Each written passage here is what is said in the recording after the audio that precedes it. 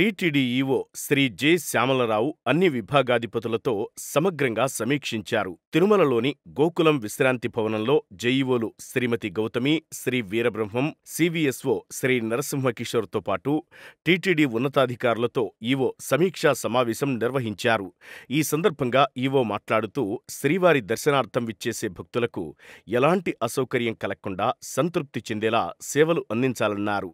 దర్శనం, వసతి, నాణ్యమైన అన్నప్రసాదాలు, పారిశుద్ధ్యం, ఇతర సౌకర్యాలను అత్యున్నతంగా అందించడం మనందరి బాధ్యత అన్నారు. తన తనిఖీలో పరిశీలించినప్పుడు భక్తుల నుండి అందిన అభిప్రాయాలు, వారి అంచనాలను చేరుకోవడానికి మనమందరం ఇంకా కృషి చేయాల్సిన అవసరముందని ఈవో అధికారులకు పిలుపునిచ్చారు.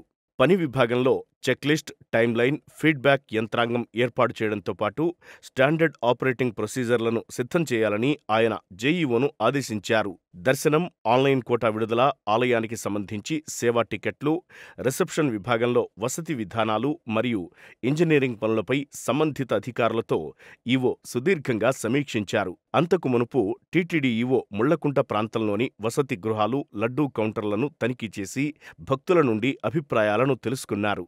అలాగే తిరుమల శ్రీవారి దర్శనార్థం విచ్చేసే భక్తులకు టీటీడీ నిర్ణయించిన ధరల కంటే అధిక ధరలు విక్రయిస్తే కఠిన చర్యలు తీసుకుంటామని ఈవో శ్రీ జె. శ్యామలరావు చెప్పారు. శ్రీనివాస మంగాపురం శ్రీవారి మెట్టు మార్గంలో దుకాణదారులు అధిక ధరలకు విక్రయిస్తున్నట్టు కొంతమంది భక్తులు ఫిర్యాదు చేశారు.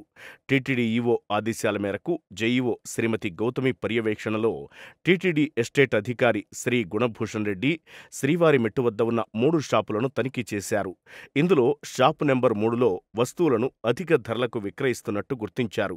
ఈ నేపథ్యంలో తిరుమల తిరుపతిలలో ఎక్కడైనా భక్తులకు టీటీడీ నిర్దేశించిన ధరల కంటే అధిక ధరలకు విక్రయిస్తే కఠిన చర్యలు తీసుకుంటామని ఈవో తెలిపారు. అదేవిధంగా టీటీడీ నిబంధనలకు విరుద్ధంగా అధిక ధరలకు విక్రయించిన షాప్ నంబర్ 3కి షోకాజ్ నోటీసులు జారీ చేసి 25,000 రూపాయలు జరిమానా విధించడం జరుగుతుందని తెలిపారు.